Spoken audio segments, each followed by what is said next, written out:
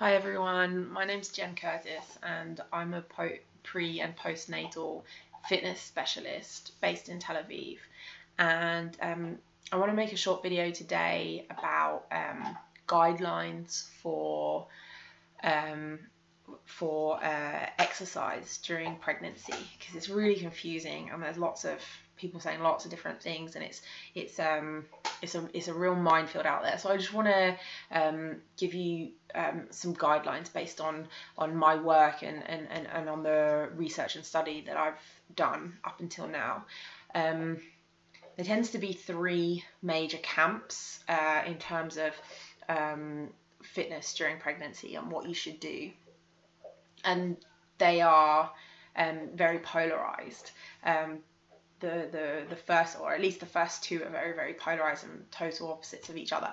The first is the kind of rest, relax, take it easy, don't do anything, go for a gentle walk, do some gentle yoga or gentle swimming, but don't do anything that is any kind of exertion in any way.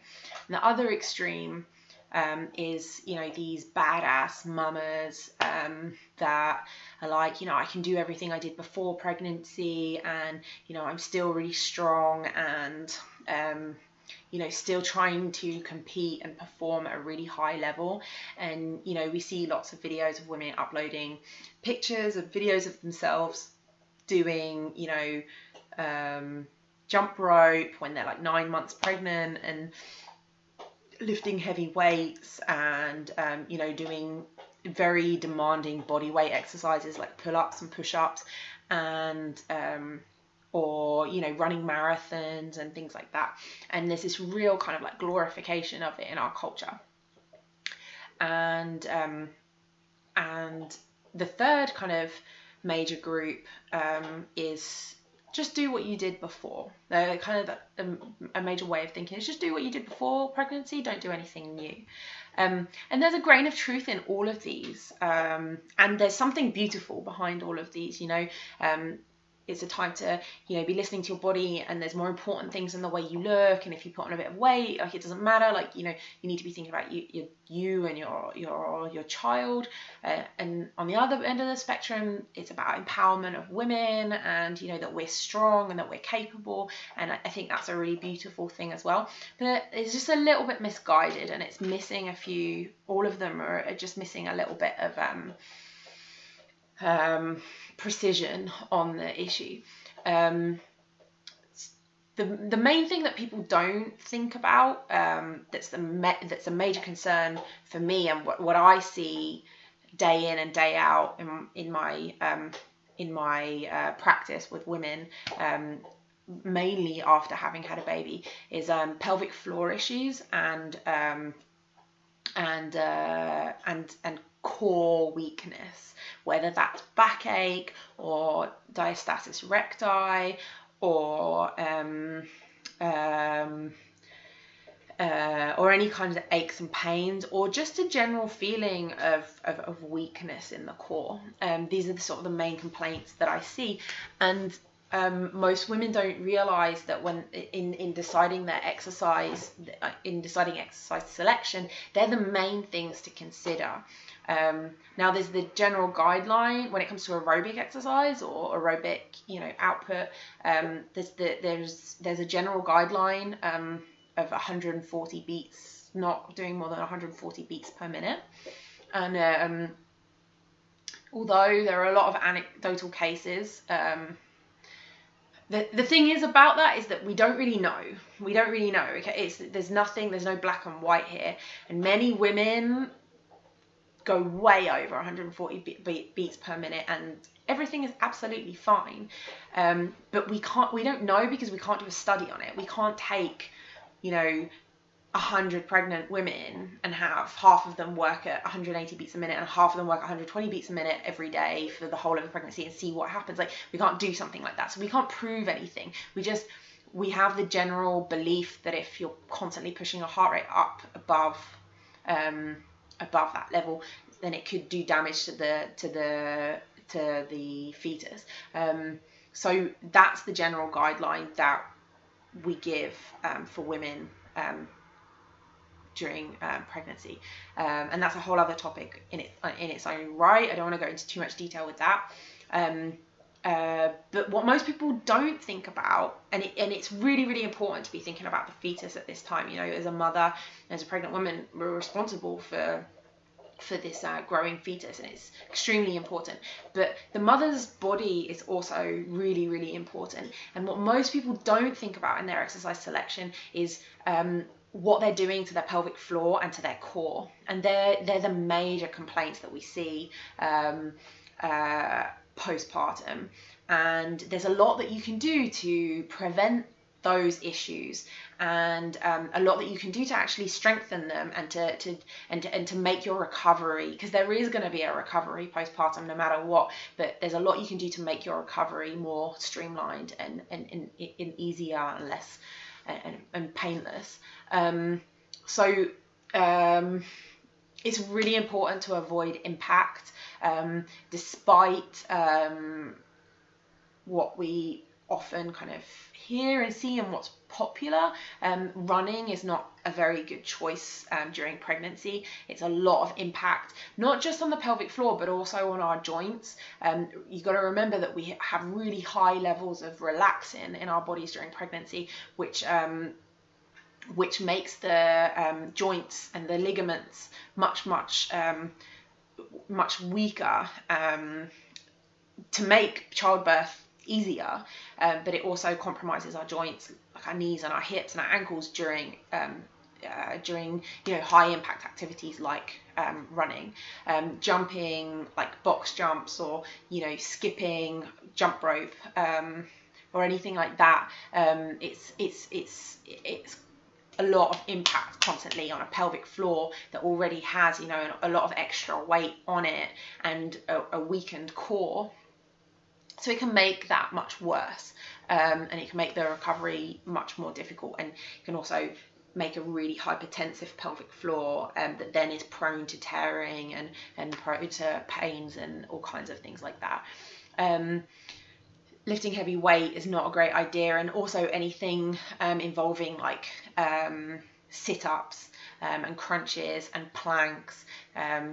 Planks are a bit of a grey area, and there's a lot of debate around it, but it's not the best thing that you can be doing for your core, regardless of whether or not you can do it. It's not the best thing you can be doing for your core. I'm trying to keep this as just a kind of introductory video without going into too much depth with things.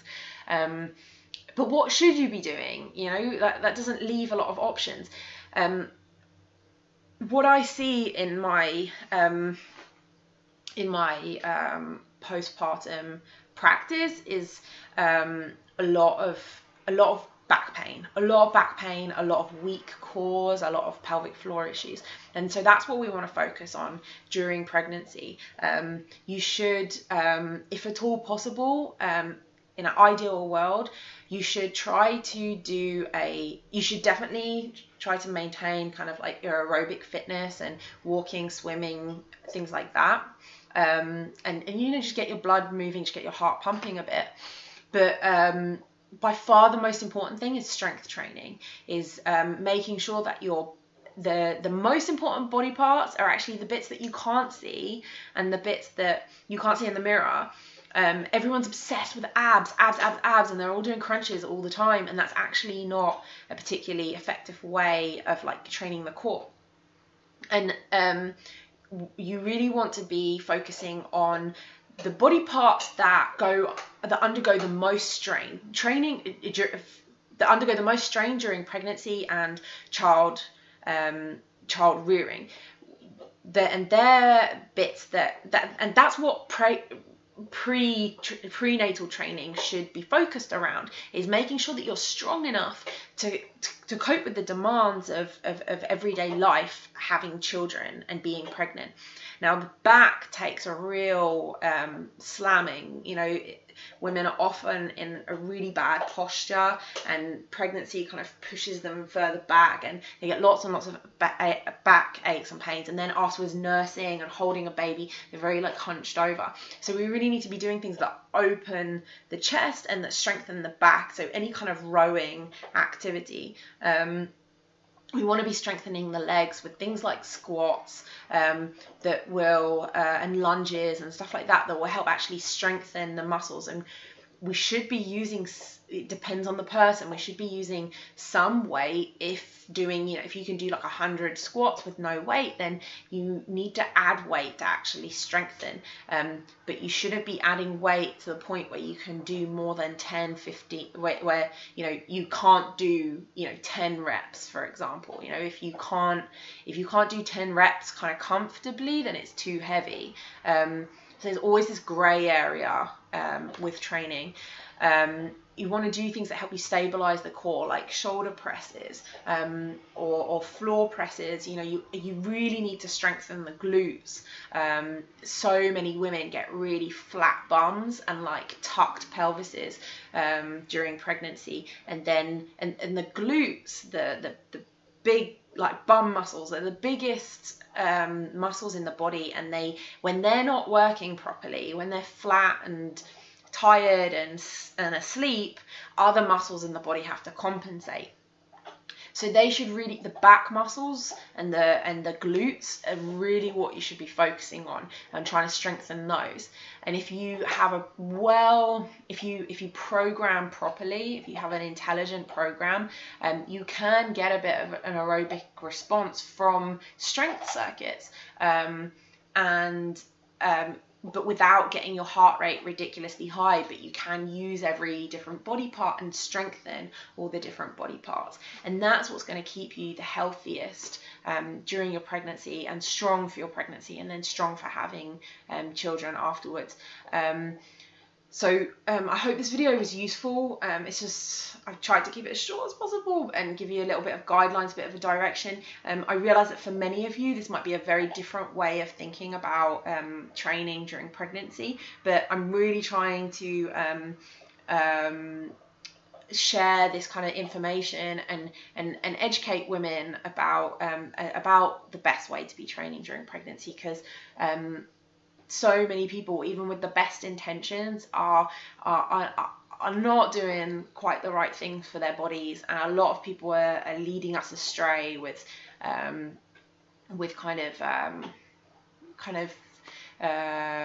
with guidelines that aren't backed up by science.